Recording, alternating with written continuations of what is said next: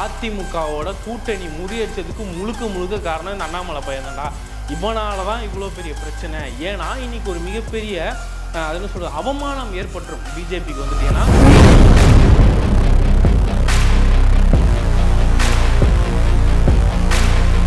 உதயநிதியை பற்றி பேசுகிறாப்புல, அண்ணன் உதயநிதியை பற்றி பேசுகிறது தப்பு கிடையாது. ஆனால் எந்த அளவுக்கு ஒரு மேடை நாகரிகத்தோடு பேசணும் அப்படின்னு கேட்டால், நான் போலீஸாக இருந்தேன், ஒரு பக்கம் பிடுங்கி தள்ளிட்டேன் அப்படின்னு வாப்பல.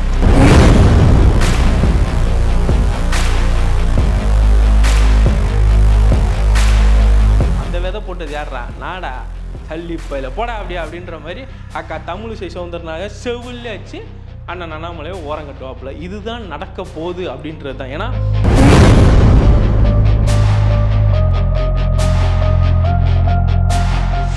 காலம் கடந்து வாழும் தமிழை வாழ்த்தி இந்த நிகழ்ச்சிக்கு வரவேற்பதில் மகிழ்ச்சி. இது அதிகாரம், உங்கள் குரல் உங்களுக்காக.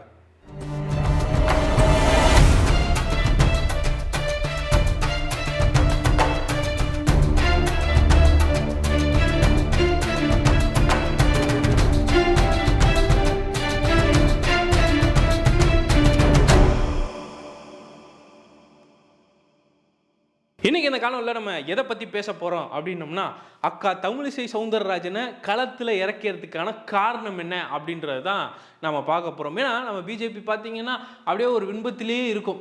அண்ணாமலை வந்துட்டாப்புல, ஐயோ இவரை மாதிரி ஒரு கட்சியை கட்டமைக்க முடியாது, இவர் வந்ததுக்கப்புறம் தான் எல்லாம் ஏறி இருக்கு போயிருக்கு அப்படின்னு. இவர் வந்ததுக்கப்புறம் தொண்டரை சேர்த்தான், அதை சேர்த்தான், அந்த விஷயம்லாம் இருக்கும். ஆனால் அது எல்லாமே ஒரு பிம்பமாக தான் கிரியேட் பண்ணியிருக்காப்புல. ஏன்னா மூத்த தலைவர்கள் யார் வந்து கட்சியில் இது பண்ணணும் அப்படின்னாலும் என்னை கேட்காம எதுவுமே பண்ணக்கூடாது. அதே மாதிரி பெரிய பெரிய தலைங்க எல்லாத்துலேயுமே வீடியோ எடுக்கிறது, அதை எடுக்கிறது, சர்ச்சையில் மாட்டி விட்டு பிரச்சனையாக்கி எல்லாத்தையும் கூட்டத்தை கலைச்சி விட்டு நான் தாண்டா எல்லாமே அப்படின்ற மாதிரி ஒரு சிம்ம சொப்பனத்தை அவரே ரெடி பண்ணிக்கிட்டு அப்படி ஒரு ராஜா மாதிரி வளம் வந்தாப்புல. ஐடிங்க வச்சுட்டு அந்த வார் ரூம்லாம் வச்சு பயங்கரமாக அலப்பறை பண்ணாப்புல. ஆனால் இவர் பண்ண ஒரு மிகப்பெரிய தவறு அப்படின்றத என்ன பிஜேபியில் வந்து கணிக்கிறாங்க அப்படின்னோம்னா, அதிமுகவோட கூட்டணி முறியடிச்சதுக்கு முழுக்க காரணம் இந்த அண்ணாமலை பையன் தான்டா. இவனால தான் இவ்வளோ பெரிய பிரச்சனை. ஏன்னா இன்னைக்கு ஒரு மிகப்பெரிய அதுன்னு சொல்கிறது அவமானம் ஏற்பட்டுரும் பிஜேபிக்கு வந்துட்டு. ஏன்னா இந்த வாட்டி அதிமுகவோட கூட்டணி கிடையாது அப்படின்ட்டாங்க. இந்த வாட்டி அவங்க எல்லாருமே தனியாக நிற்கிறாங்க. தனியாக நின்று ஒரு 2-3 சீட்டு மட்டும் ஜெயிக்கலை அப்படின்னோம்னா ஐயா எடப்பாடி அவர்கள் கிழிச்சு தள்ளுருவாப்புலையோ. எங்கள் கூட்டணி தானே இந்த இவ்வளோ நாள் ஜெயிச்சுக்கிட்டு இருந்தீங்க, இந்த அண்ணாமலை பையன் பேச்சாடா பேசுனா அப்படின்ற மாதிரி ஐயா எடப்பாடி கிழிச்சு எடுத்துருவாப்புல. அப்போ அதுக்கு பயந்தே எங்கே தமிழ்நாட்டு தேர்தல் தேதியை தெரிஞ்சு வச்சுக்கிட்டு அப்படியே ஒவ்வொரு மாவட்டத்துலேயும் பார்த்தீங்கன்னா அப்படியே சுற்றிக்கிட்டே இருக்காப்புல ஐயா எடப்பாடி. இப்போ பார்த்தீங்கன்னா அது என்னது கோயம்புத்தூருக்கு வராது, கன்னியாகுமரிக்கு வராரு, தூத்துக்குடிக்கு வராப்புல, அதுக்கப்புறம் அது பேர் என்ன சொல்கிறது பல்லடமில் வந்துட்டு அவ்வளோ பெரிய மாநாடு போட்டார். இந்த மாதிரி கண்டினியூவாக தமிழ்நாட்டில் வந்து இன்றைக்கி நம்மளோட ப்ரெஸ்டீஜ் குறைஞ்சிடக்கூடாது, அங்கே நம்ம கௌரவம் குறையாமல் பார்த்துக்கணும், அங்கே வந்து நம்மளோட ஓட்டு சதவீதம் எல்லாமே வந்துட்டு ஏறிக்கிட்டே வருது. இந்த நேரத்தில் இந்த அண்ணாமலை பையன் சட்டியை உடைச்சிட்டான், இவனால் பெரிய கூத்தா இருக்குது, இதுக்கு நம்ம வந்து பேக்கப்பாக ஒரு ஆளை வந்து எடுத்து வைக்கணும் அப்படின்றதுக்கு தான் அக்கா தமிழிசை சௌந்தரராஜனை தூக்கி உள்ளே இறக்கி விட்டாங்க அப்படின்றதான் ஒரு நிதர்சனமான உண்மை அப்படின்றத நம்ம தெரிஞ்சுக்கணும். ஏன்னா இப்போ என்ன சமாச்சாரம்னா, அவங்கள ஆளுநர் பதவியிலேருந்து ராஜினாமா பண்ணிட்டு வரத்துக்கு சொன்னதுக்கான காரணம் ஒன்று பாண்டிச்சேரியை அவங்க கைப்பற்றணும் அப்படின்னு நினைக்கிறாங்க, இல்லையா அவங்கள வந்துட்டு தூத்துக்குடி திருநெல்வேலி சைடு எங்கேயாவது நிப்பாட்ட வைக்கிறாங்களா. ஏன்னா நாடார் சமூகம் அப்படின்றத சார்ந்து அவங்க இருக்கிறதுனால அந்த மக்கள் அதிகமாக இருக்க பகுதியில் ஒன்று நிற்க வைப்பாங்க, இல்லை பிஜேபிக்கு எந்த அளவுக்கு வந்து வாக்கு சதவீதம் அதிகமாக இருக்கோ அந்த இடத்துல அக்கா தமிழிசை சௌந்தரராஜனை நிற்க வச்சு அழகு பார்ப்பாங்க அப்படின்றது தான் ஒரு உண்மையான சம்பவம். ஏன்னா இன்றைக்கி அந்த பழைய டிக்கெட்டை இறக்கி விட்டால் தான் இன்றைக்கி வந்து அவங்க ஒரு ஸ்டார் வேட்பாளராக வந்துட்டு இருப்பாங்க, நட்சத்திர வேட்பாளராக அவங்க நின்னா மட்டும்தான் ஜெயிக்க முடியும்ன்ற ஒரு நம்பிக்கையில் கொண்டு வந்து விட்றாங்க. அவங்க கண்டிப்பாக அவங்களோட சமூகத்தை சார்ந்த இடத்துல தான் வந்து நிற்க வச்சு ஜெயிக்க வைக்க முயற்சி பண்ணுவாங்க அப்படின்ற எதிர்பார்ப்பு இருக்குது. ஏன்னா ஒரு பக்கம் சொல்ல முடியாது, கன்னியாகுமரியிலே நிற்க வச்சாலும் நிற்க வைக்கலாம். ஏன்னா அங்கே வந்துட்டு அதை சொல்கிறது காங்கிரஸுக்கு ஒரு வேளை சீட்டு கொடுத்து அங்கே வந்துட்டு வசந்தன் கோகாரோட பையனை நிற்க வச்சாங்க அப்படின்னம்னா அங்கே கூட அவங்க அந்த ஒரு போட்டியான ஒரு டஃப், 2 பேரும் ஒரே சமூகத்தை சார்ந்தவங்க அப்படின்னும் போது அதுக்கான ஒரு டஃப் இருக்கலாம். ஏன்னா எங்கே நிற்க வைக்க போகிறாங்கன்னு தெரில, ஆனால் அவங்களுக்கு வந்து கொண்டு வந்ததுக்கான காரணம் இதுதான். இதே மாதிரி பார்த்தீங்கன்னா ஆனால் அண்ணாமலைக்கு வந்துட்டு ஒரு மிகப்பெரிய டாட்டா மிஸ்டர் அண்ணாமலை அப்படின்னு சொல்லிடுவாங்க. எதுக்கு அப்படின்னம்னா, சப்போஸ் இந்த தேர்தலில் ஒரு 5% 5 இடத்துல கூட சீட்டு வாங்கலை, ஜெயிக்க முடியல, வெற்றி வாய்ப்பை கொடுக்க முடியல அப்படின்னம்னா அண்ணாமலையோட நிலைமை என்ன ஆகுதுன்னு தெரியாது. அப்புறம் அண்ணாமலைன்னு வந்து திரும்பி போலீஸ் வேலைக்கும் போக முடியாமல், எந்த வேலைக்குமே போக முடியாமல் விவசாய வேலை தான் பார்க்கணும். அது ஒன்றும் கௌரவ கோஷல் கிடையாது. அண்ணா அதை கூட பார்க்கணும். அப்போ தான் வந்து கஷ்டம் என்னன்றது தெரியும். வாயில் வடை சுடுறது எப்படி அப்படின்றது மிஸ்டர் அண்ணாமலை அவர்கள்ட்ட தான் வந்து நம்ம கற்றுக்கணும். ஏன்னா அந்தளவுக்கு அண்ணன் அண்ணாமலை வந்துட்டு பயங்கரமாக பேசுவாப்புல. அதுன்னு சொல்கிறது கொஞ்சமாவது இது வேணும் அது வேணும். அன்றைக்கி என்ன சொல்கிறது, உதயநிதியை பற்றி பேசுகிறாப்புல. அண்ணன் உதயநிதியை பற்றி பேசுகிறது தப்பு கிடையாது. ஆனால் எந்த அளவுக்கு ஒரு மேடை நாகரிகத்தோடு பேசணும் அப்படின்னு கேட்டால், நான் போலீஸாக இருந்தேன், ஒரு பக்கம் பிடுங்கி தள்ளிட்டேன் அப்படின்னு வாப்பில். ஆனால் என்ன அப்படின்னோம்னா அவர் சொல்கிறாரு, ஐயா மோடி அவர்களோட காலில் இருக்க தூசுக்கு கூட வந்துட்டு அது என்ன சொல்கிறது, அண்ணன் உதயநிதி வந்து சமம் கிடையாது அப்படின்றாப்புல. ஐயா அவர் எதுக்கு தூசியாக போனோம், அதுக்கு ஏன் அவர் இதுவாக இருக்கணும், அந்த அளவுக்கு கூட இல்லாத ஒரு கேவலம்ன்ற மாதிரி ஒரு பதிலை நீங்கள் சொல்கிறீங்க. அப்போ நீங்கள் எந்த அளவுக்கு நாகரிகமாக இருக்கீங்க? இப்போ உங்களை வந்து கேட்குறாங்க, இவ்வளோ தேர்தல் பத்திரம் மூலியமாக வாங்கியிருக்கீங்கன்னு அண்ணாமலையை கேட்கும் போது அவரோட பதில் என்னவா இருக்குது? ஒன்றும் கிடையாது.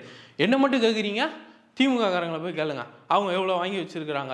600 கோடி கிட்ட வாங்கி வச்சுருக்காங்க. நாங்கள் 6000 கோடி 28 மாநிலத்தில். ஐயா நீனும் களவான்ட்ருக்கீங்க, அவனும் களவான்ட்ருக்கான். அதைத்தானே உட்காந்து மாறி மாறி கேட்டுக்கிட்டு இருக்கோம். ஆமாம் ஐயா நானும் களவான்ட்ருக்கேன், அவன் என்னோட கொஞ்சம் அதிகமாக களவான்ட்ருக்கான், கேளுங்க அப்படின்னா பரவாயில்ல. நீங்கள் யோகிய சிகாமணி மாதிரியும் மற்றவெல்லாம் அயோக்கிய பைய மாதிரியே பேசுகிறீங்க பார்த்தீங்களா? இதில் தான் எல்லோரும் உங்கள்கிட்ட இம்ப்ரெஸ் ஆகி விழுந்துடுறானுங்க. ஆனால் நீங்கள் பேசுகிறத தெளிவாக சொன்னால், இருந்தாலும் 10 பைசாவுக்கு பிரயோஜனமே இல்லாமல் பேசின்னு நம்ம அண்ணாமலை அப்படின்ற மாதிரி சொல்லிடுவாங்க. அதே மாதிரி அண்ணாமலை அவர்களுக்கு இன்னொரு மிகப்பெரிய திமிரு வேறு என்னென்னா, 2024 26க்கு அப்புறம் நாம் தமிழர் கட்சின்றதே ஒன்று இருக்காது. இதுக்கு தான் அந்த ஸ்கெட்சா? அதை என்ன சொல்கிறது, சின்னத்தை திருநோம்னா உடனே வந்துட்டு ஊரை விட்டு ஓடிடுவாங்கன்னு நினைப்பா. ஐயா உங்களுக்கெல்லாம் விஷயன்றது தெரியுதா தெரியல. சின்னத்துக்காக பார்த்து ஓட்டு போடும் மக்கள் கிடையாது. அண்ணன் சீமான் அவர்களோட எண்ணத்துக்காகவும் அவரோட கொள்கைக்காகவும் ஓட்டு போடுறதுன்றது சொல்லியிருக்கோம். இப்போ 2024க்கு அப்புறம் ஐயா நீங்களே இருப்பீங்களான்னு தெரில. அக்கா தமிழிசை சவுந்தரராஜன் இறக்குனாப்புல உங்களுக்கு புளியை கரைக்கும். உங்களெல்லாம் பார்த்தா, டேய் தம்பி ஓரமாக போடா அடிபட்டுற போகுது அப்படின்ற மாதிரி தான் சொல்லுவாங்க. ஏன்னா எந்த ஒரு எதிர்பார்ப்புமே இல்லாமல் தாமரை மலர்ந்தே தீரும் அப்படின்றது மூச்சை பிடிச்சி அந்த காலத்தில் ஒன்றுமே எதிர்பார்க்காம அது என்ன சொல்கிறது, தாமரை தாமரை தாமரை பாரத் ஜனதாவுக்கு வந்து இந்த அளவுக்கு ஒரு வளர்ந்து நிற்குது அப்படின்னம்னா அவங்க உருவாக்குனது தான். அந்த உருவாக்கி அவங்க விதைச்ச விதையிலேருந்து அப்படி முளைச்சி இன்னொரு விதை வரும்போது நீங்கள் தூக்கி வச்சுக்கிட்டு நான் தான் அப்படின்னு, டேய் அந்த விதை போட்டது யாரா, நாடா சல்லிப்பையில் போடா அப்படின்ற மாதிரி அக்கா தமிழிசை சவுந்தரனாக செவில்லாச்சு அண்ணன் அண்ணாமலையை ஓரம் கட்டுவாப்புல. இதுதான் நடக்க போகுது அப்படின்றது தான். ஏன்னா அது do or die never try அப்படின்ற மாதிரி தான். ஒன்றும் செய்யல திரும்பி முயற்சி பண்ணுற, நீ உயிரை எடுத்து தொலையாத அப்படின்ற மாதிரி அண்ணன் அண்ணாமலையை வந்துட்டு அப்படியே செதுக்கி தள்ளுவாங்க அக்கா தமிழிசை சவுந்தரராஜன் அப்படின்றது. ஏன்னா பேக்கப்புக்கு அவங்கள எடுத்த மாதிரி தான் இருக்குது. இதில் எந்த அளவுக்கு இது இருக்குது அப்படின்றதே தெரில. ஏன்னா ஒரு பக்கம் என்ன அப்படின்னோம்னா, அவங்க ஒரு நட்சத்திர வேட்பாளராக வந்துட்டு இந்த வேட்பாளராக முடிச்சுட்டு திரும்பியும் வந்துட்டு கவர்னர் பதவிக்கு அவர் அனுப்ப போகிறாங்களா, இல்லை அப்படின்னோம்னா இதில் ஜெயிக்க முடியல போல அப்படின்னாலும் தபார் அண்ணாமலை தூக்கி எங்கேயாவது தூக்கி கவர்னராக போடு, இல்லை ஏதாவது பதவி கொடுத்து அவனை ஆச்சு தோலை, அவனை இங்கே தோட்டி சேர்க்காத அப்படின்ற மாதிரி இந்த பக்கம் வந்துட்டு அக்கா தமிழிசை சவுந்தரராஜனை திரும்பியும் தலைவராக்கி அழகு பார்க்க போகிறாங்களா அப்படின்ற பேச்சு தான் வந்து இன்றைக்கி போயிட்டுருக்கு. அதனால் எதற்காக அக்கா தமிழிசை சவுந்தரராஜனை கொண்டு வந்தாங்க, வெறும் வேட்பாளராக நிற்க வச்சு பாராளுமன்றத்துக்கு அனுப்புறதுக்கா, இல்லை இந்த அண்ணன் அண்ணாமலை அவர்கள் பண்ண செயலுக்கு வந்துட்டு ஒன்றும் வாய்ப்பு இல்லைடா உனக்கு, வேலையில் போயிட்டு வா தம்பி அப்படின்ற மாதிரி அமுச்சு வச்சுட்டு திரும்பியும் வந்துட்டு அக்கா தமிழிசை சவுந்தரராஜன் தலைவராக்க முயற்சி பண்ணுறாங்களா, இது என்ன ஆகுது அப்படின்றது மோடியே ஒரு மிகப்பெரிய அதிருப்தியில் தான் இருக்காப்பலாம். இந்த ஸ்மால் பாய் பார்த்த வேலை, இந்த அதிமுக கூட்டணியில் எல்லாருமே நம்மளை விட்டு போயிட்டாங்க, அதிமுக இருந்தது அப்படின்னம்னா என்னத்தையாவது பேசி அவனுங்க கூட உட்காந்து நான் போயிருப்பேன்டா, நீ ஏன்டா இந்த தேவையில்லாத வேலை பார்த்தேன். ஏன்னா அது என்ன சொல்கிறது, திமுக அப்படின்றது வந்து வாரிசியர் அரசியலோடு இருக்குது. அவனுங்களை முதல்ல ஓய்க்கணும்டா. இவனுங்களை கள்ள தூக்கி போட்டோம்னா காக்கா கூட்டம் மாதிரி கலைஞ்சி போயிடுவானுங்க, நம்ம வந்து கட்சியை கைப்பற்றிடலாம், நம்ம தமிழ்நாட்டில் வந்து நிலைநாட்டிடலாம் அப்படின்னு நம்பிக்கிட்டு இருந்தாங்க. சும்மா இருந்தவங்களை போய்ட்டு நீ எம்ஜிஆரை பற்றி பேசி, அம்மையார் ஜெயலலிதா அவர்களை பேசி, அது என்ன சொல்கிறது அண்ணாதுரையை பற்றி பேசி, இந்த மாதிரி எல்லாரை பற்றி பேசி நீ தாண்டா வறண்டிலத்துக்கான காரணமே அப்படின்றத ஐயா மோடி அவர்கள் ஒரு மிகப்பெரிய காண்டில் தான் இருக்காப்புல அண்ணாமலை மேலே. அதனால் வந்துட்டு அவருக்கு கொஞ்சம் கஷ்டகாலம் தான். எலெக்ஷன் ஜூன் 4ஆம் தேதி ரிசல்ட் வந்ததுக்கப்புறம் தான் அவருக்கா வேலை இருக்கா இல்லையா அப்படின்றது தெரிய போயிடும். ஆனால் கவலைப்படைங்கண்ணே, விவசாயி வேலை உங்களுக்காக காத்துக்கிட்டே இருக்கும். எப்போனாலும் போய் நீங்கள் அறுவடை பண்ணுங்கள், அதுக்கு தமிழ்நாட்டில் என்றைக்குமே பஞ்சமே கிடையாது. இந்த மாதிரி அடுத்த தகவல்களோட மறுபடியும் வந்து உங்களை சந்திக்கிறேன். நன்றி, வணக்கம். இனி சந்திப்போம். எல்லாரும் மறக்காமல் கேட்ட செய்திகளை ஷேர் பண்ணுங்கள், சப்போர்ட் பண்ணுங்கள், உங்களுக்கு பேராதரவு கொடுக்குமாறு அன்போடு கேட்டுக்கொள்கிறேன். வணக்கம்.